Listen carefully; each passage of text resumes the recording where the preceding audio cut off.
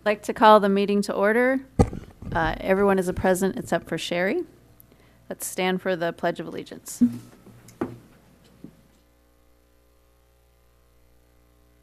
Allegiance to the flag of the United States of America and to the republic for which it stands, one nation under God, indivisible.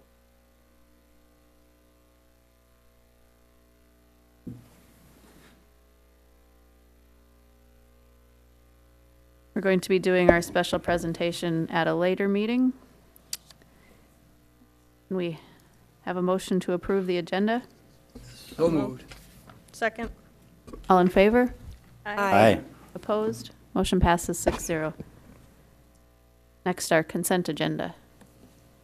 I make a motion we approve the consent agenda. Second. Further discussion?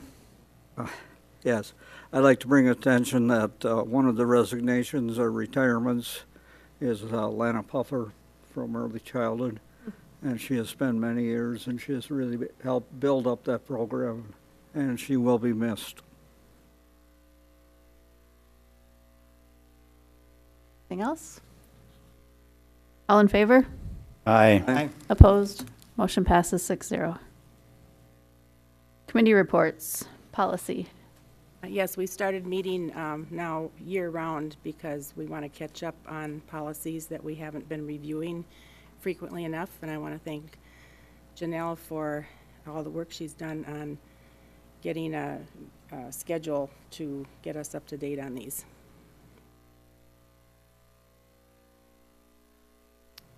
Yeah, I like the summaries that you provide, Janelle, with the updates in the policy.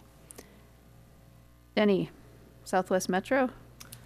Yes, Southwest Metro had a retreat for board members and for administration a week ago Saturday.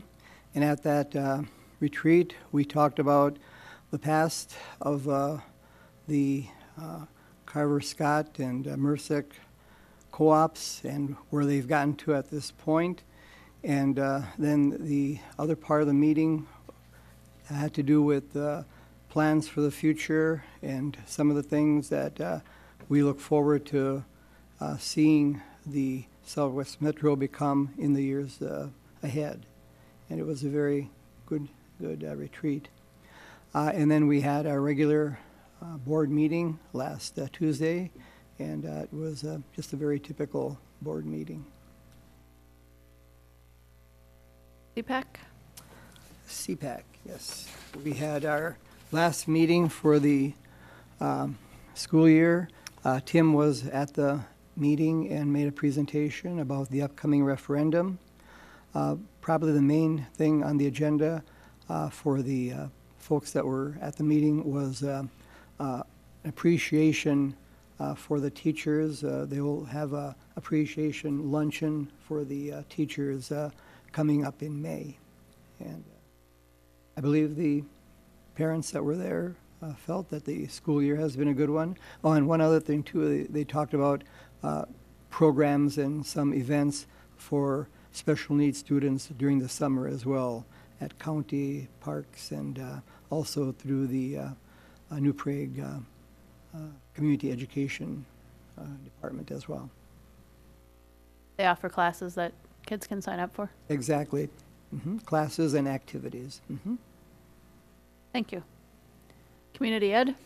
At our last meeting, we had an excellent report on the referendum from Mr. Dittberger. We also had extensive report on the science programs that are being offered in conjunction with the science fair and not.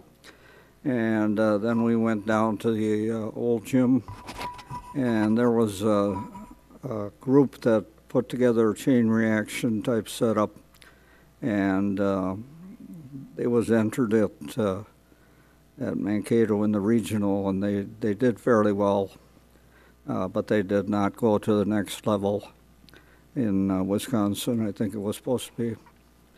And let's see. We approved all the stuff. Everything this summer is up a little bit from last year. And we have one more meeting. It's on May 28th. Thank you. Superintendent reports. All right, let's start with the update, just some things. First of all, just want everyone to know Darwin Sass, a longtime teacher in industrial arts at New Prague Senior High and Junior High, passed away this past week, and actually on Friday. So our thoughts and prayers go with his family. I think he retired in 2001, we were thinking, right around there, 2002. So again, keep him in your thoughts and prayers. Also, just one thing coming up here, Thursday is our high school choir pop concert, and that's always a very popular thing. So that's this Thursday at 7 o'clock at the high school auditorium. Mentioned the referendum, speaking in those presentations. We had last week, Elko, Newmarket, and New Prague both had community information meetings. Actually, the last meeting that I'll be having will be this Thursday at 7 o'clock at Lonsdale at the Public Library. And that'll be the last referendum presentation. Good news, we had a very successful prom this past weekend at the Grand March, and they went to the Mall of America. They've been doing that every other year now, so things went well there. Our high school received the Star Innovation Award from the Minnesota Association of Secondary School Principals, and that was for our male program, where students, it's like a career academy where they do internships, week-long internships at different parts of the male health system, and it's been very popular, and we got recognized for that. Along with at the middle school, the Proud Junior program, which is similar to the Proud program at the high school. Basically, it's an anti-bullying type organization where we focus on positive behaviors. So we received those 2 awards. This morning we had Fox 9 here. We had a big celebration at Ravenstream Elementary. Dana Smith and Jesse Bestier were named top teacher awards, Fox 9 top teachers. So it was a really neat assembly. We surprised them. They didn't know it was coming. With their families were present. It was just a really nice assembly, and it will be on TV tonight. Well, it's already been on at 5, 6, will be on at 9 and 10, and it'll be on tomorrow morning also. So really neat award for Dana and Jesse. So congratulations to them.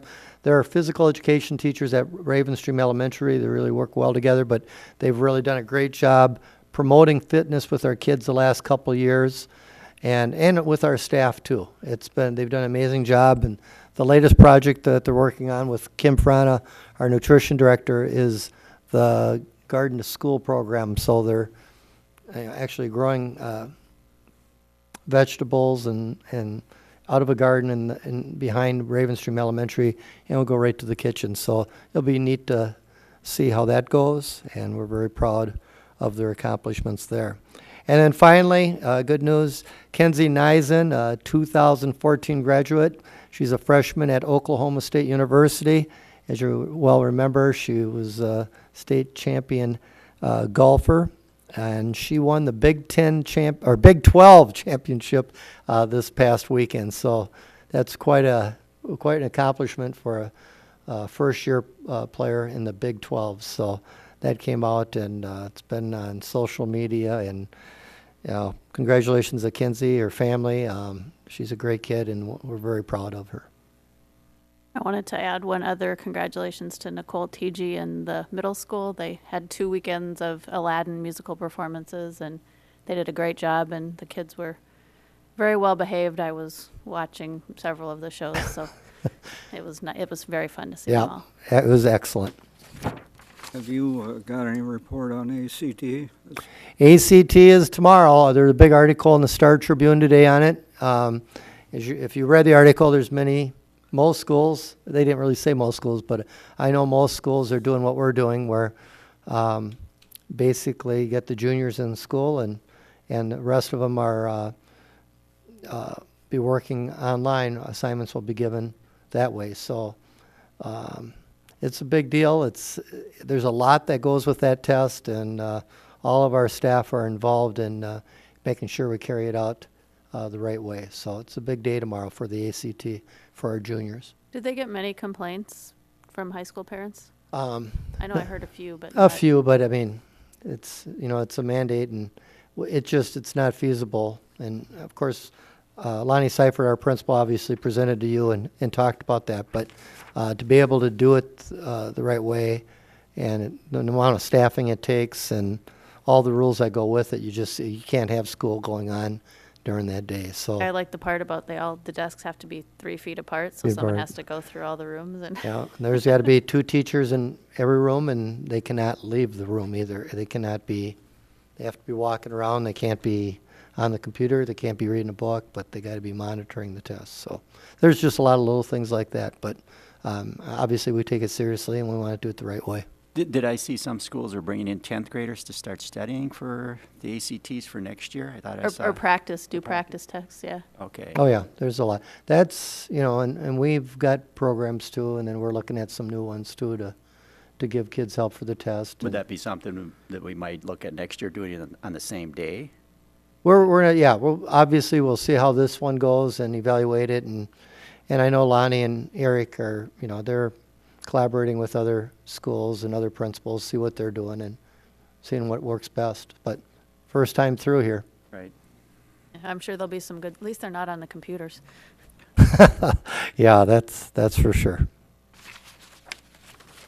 All right, thank you. Next on the agenda are the health insurance proposals. Sandy, are you doing that?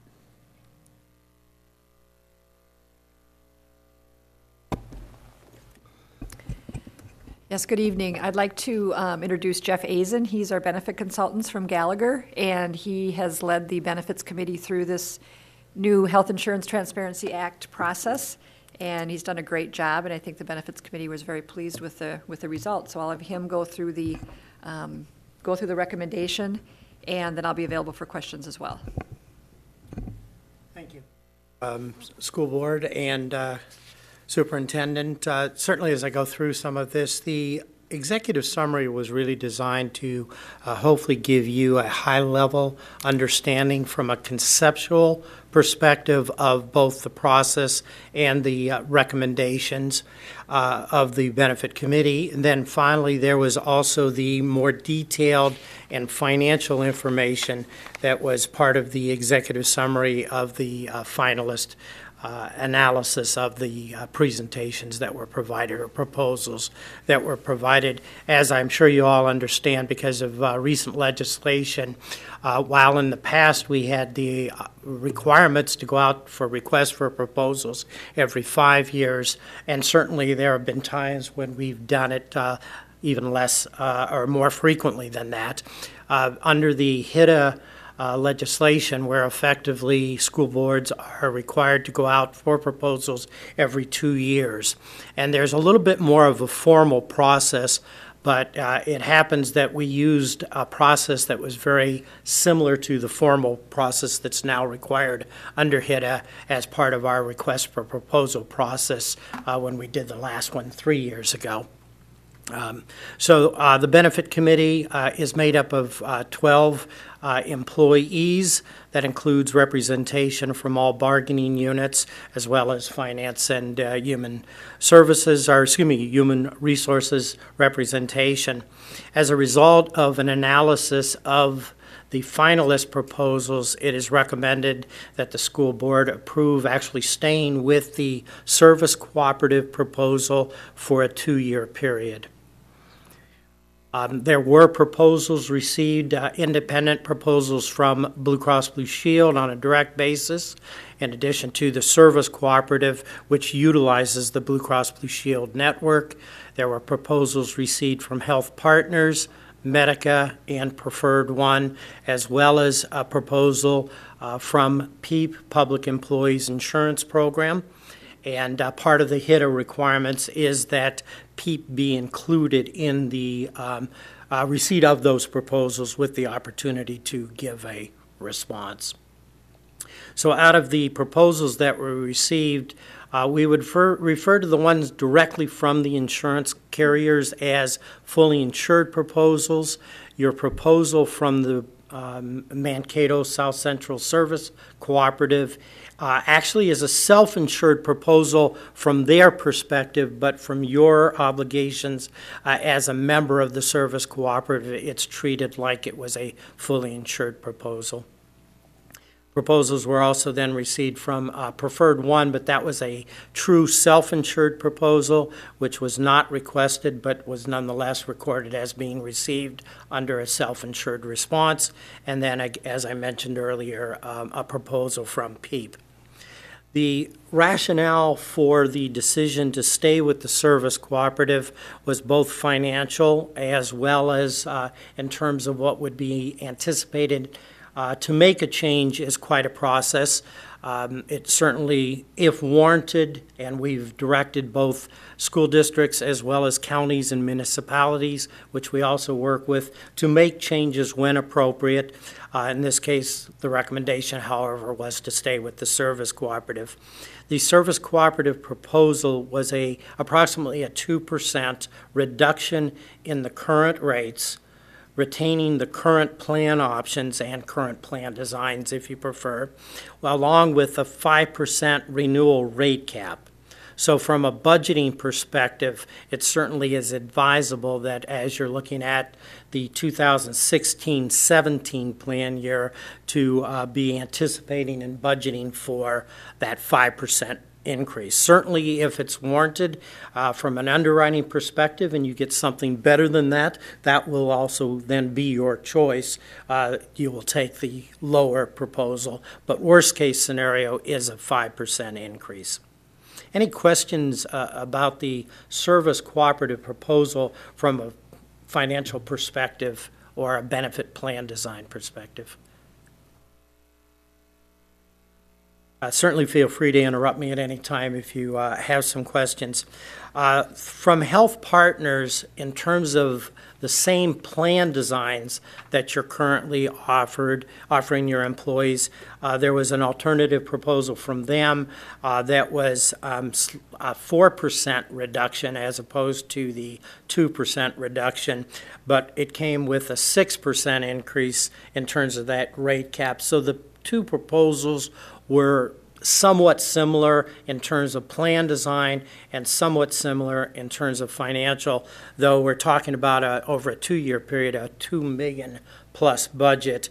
There was a lower cost proposed from Health Partners that would have amounted to about $168,000 over that 2-year period. So not to diminish the importance of that savings opportunity, it has to be weighed against the fact that it would require a change in health plans. It would also, we would strongly suggest that the bargaining units be asked to actually vote on the change, because it's pretty hard nowadays with the fully insured plans for these carriers to match precisely the benefits of any of the other players. So in the past, we've always encouraged the bargaining units to actually be given the opportunity to vote it. So we want to maintain aggregate value on a cost-effective basis.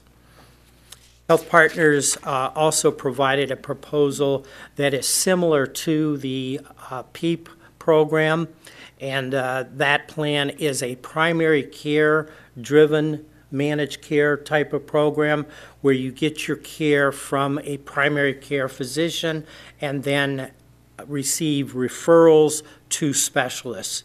So it's in the past has been referred to as a gatekeeper type of managed care approach. From a consumer perspective, there's been a reluctance by both employers and employees to actually want to push that type of an approach. But that's not to imply that it's still not maintaining quality of care. It's just being delivered under a slightly different, in other words, not an open access self-referral network. It's a primary care with referrals to specialists. The Health Partners proposal for the lookalike PEEP plan was actually more cost-effective than the PEEP plan. But at this point, the benefit committee really wanted to be able to maintain the benefits. They also wanted to be able to look at the proposals 2 years from now and see how healthcare reform, both on a federal level as well as the state HITA program or legislation, will bring about whatever changes might come over the next 2 years. So with that, I'd like to just open it to questions and certainly answer those questions to the best of my ability. I know we talked about this in our work session, and I think it's important to note once again that the employee groups were in on this evaluation, and even though we may be picking something that looks like it's more expensive, this was the choice of the employees to not have to change doctors or care providers, and at this point, it doesn't seem like it's worth changing providers. I also encourage the benefit committee to, recognizing that all of us have our own personal choices in terms of our relationships with doctors, but also to look upon it in terms of the obligations that the school, the board has in terms of the financial component of this, and to try to think as broadly as possible about balancing those two objectives.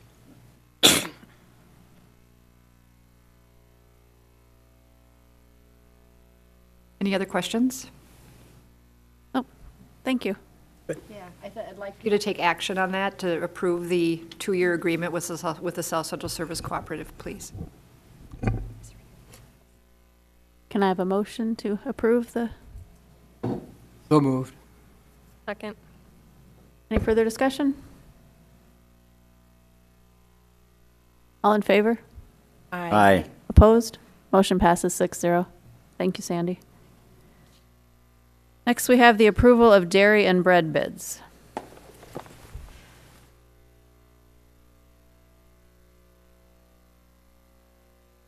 Hello. Hello.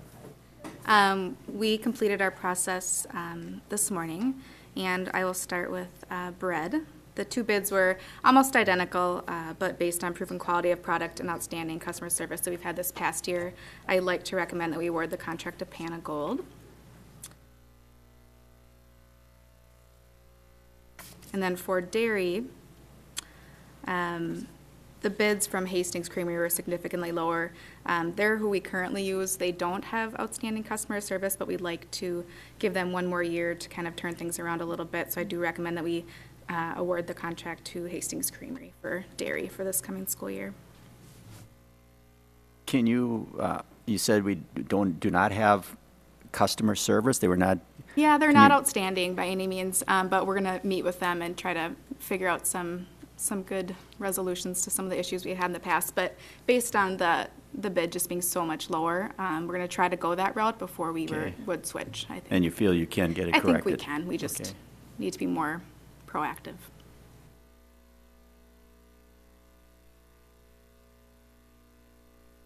I have a motion to approve the Hastings Creamery for the milk and the Pana Gold for the bakery products. I'll make that motion. I'll second it.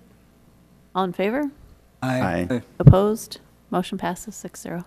I got a question before you leave. We talked about this before. How come we don't have to go out for bids for other stuff? It's just dairy and bread, do you know? Or We do every 3 years for a prime vendor. Okay. But we're also part of the Minnesota Food Buyers Group that does count as a prime vendor bid.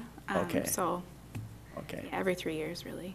But we have to do bread and milk every year, right? Yeah, I don't know why. Yeah, I don't have a good answer. Question. It's a good question. Yes. No. Okay, thank you. Next, we have elementary staffing. Yes, we're proposing a 1.5 increase in elementary staffing, and basically it's to maintain our class sizes, keep them at a number within the guidelines that we use. As you can see in the chart here, sort of the low and the high range, and how many FTEs, how many teachers that we have at each classroom. So I think I sent this out to you by email a couple weeks ago, but our class sizes for our elementary, out of 36 metropolitan school districts, we have the 4th lowest class size. So we've done a good job of staying within our guidelines, and we do have low class sizes, and we want to maintain that. One of the reasons we have a 5th grade at Falcon Ridge, for example, next year would be at 30 a classroom, which was too high. And our kindergarten increase, the number of students we have, we thought we were going to be reducing, and now we are increasing at the kindergarten level. So that's the rationale for the recommendation to increase staffing at the elementary level. So I'm just gonna ask this, so the half teacher that's at Eagle View is for the part-time? Where are we with that? Have we, Yes, remember it's why it comes out to halftime only is because we had that Yep. alternate day kindergarten. Now it becomes, we don't have alternate day kindergarten, so so that's, that's where the half Yes. is coming into play. Yep. Perfect, thank you.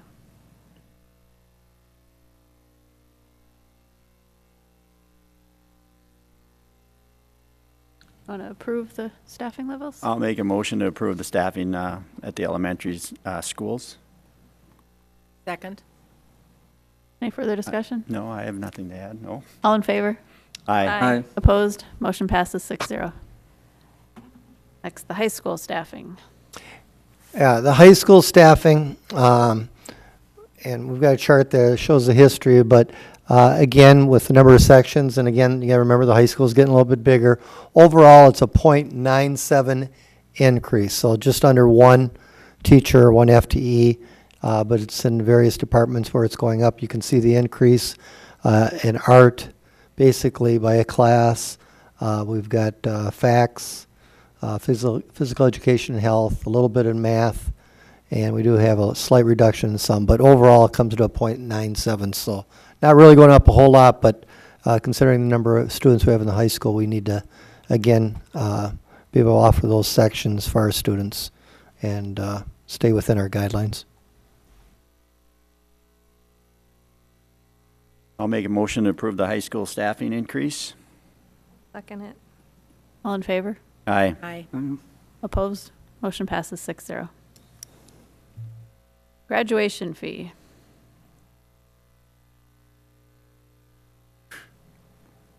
Okay, and this, we're just putting it in policy right now. By policy, we're supposed to approve this every year. It's been always a $30 graduation fee, so, Never been an Is this- issue, right? no, it's never been an issue, but So we're gonna it's in our approve it? policy right now unless we change it, but We're going to approve it this year. We have and to then it'll follow be in the policy. policy next year, Yes, so we yeah, won't have we're to in- approve it next year. policy committee's looking at this. So we won't have to approve it again unless we choose to Because it'd be a change policy, the unless you change the policy. amount. Policy Perfect. with the amount. I'll make a motion to approve the graduation fee. Second. All in favor? Aye. Aye. Opposed? Motion passes 6-0. The non-renewal of teaching contracts. We have a resolution to consider 3 teachers that are being recommended for non-renewal. And the language is the same for all 3 teachers. So what I'll do is read their names and then we'll consider the resolution. Lene Olson, 1 teacher. William Theobald is another teacher.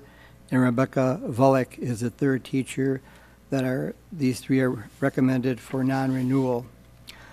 Do I have a motion to consider this resolution? So moved. Is there a Second. second? Non-seconded. It's been moved and seconded to consider the following resolution. It is recommended, whereas the 3 teachers mentioned are probationary teachers in the school district, be it resolved by the School Board of Independent School District 721 that pursuant to Minnesota statutes, that the teaching contract for these 3 probationary teachers at Independent School District 721 be terminated at the close of the current school year. Be it further resolved that a written notice be sent to the teachers regarding the termination and non-renewal of the contract as pursuant by law. How do you vote on this, Don? What's okay? We're doing all 3 at the same time? We've done that in the past, Don, yeah. Is that okay? Yes. Yes. Yes. So it's identical for Okay. all 3 Yes. teachers? Jean, Yes. Tammy, Yes. Kitten, Yes. Jerry, Yes. Dennis, yes, item passes. We have New Prague Area Education Foundation grants for high school and 2 for Eagle View. I'll make a motion to accept these grants. I'll second it. They're for fish and wildlife GPS trackers at the high school, some math books at the Eagle View, and career research and work-based learning tools at the high school. Have any further discussion on that? I think these grants have really been helpful to our classroom. It's just a wonderful thing that the foundation's been doing. Yeah, it's nice to see all the different things teachers are now able to apply for and use in their classrooms. All in favor? Aye. Aye. Opposed? Motion passes 6-0. Have a resolution to accept a donation from Graco to Ravenstream Elementary School. Actually, we have two identical types of grant, two types of resolution. They're identical. One is from Graco to Ravenstream Elementary School, and the other one is from Safety Signs to Super Mileage Club. And both of those will be covered under the same resolution because they're identical. Do I have a motion to consider this resolution? So moved. Do I have a second? Second. It's been moved and seconded to consider the following resolution. Whereas the New Prague Area School Board of Education has established a policy concerning the acceptance of gifts to the school district, and whereas the policy states that the school board may receive for benefit of the school district request donations, grants of gifts for any proper purpose, that the school board shall have the sole authority to determine whether any gift with a value of $1,000 or more, with any precondition, condition, or limitation on its use be included in the proposed gift with a value of $1,000 or more. Further, that the interests or benefits of the school district and whether it should be accepted or rejected. Whereas the school board may accept the gift valued at $1,000 or more only by adoption by resolution of the school board members. And the $1,000 Graco gift is to Ravenstream, and the $1,000 Safety Signs is to the New Prague Super Mileage Club. How do you vote on the resolution, Donald? Yes. Jean? Yes. Tammy? Yes. Kitten? Yes. Jerry? Yes. Dennis, yes. Item passes. Who wants to make the motion to adjourn? No, we can't yet. We have a very important announcement. Next Tuesday, all New Prague area schools need to get out and vote. It's an important vote. Our students are dependent on it. So I know I've already done my absentee ballot. So I hope many other people who aren't going to be around will do theirs. They have plenty of time to still get it done. So I'm looking forward to the great announcement that Chuck will put in the paper about it passing. So now you can ask for your motion.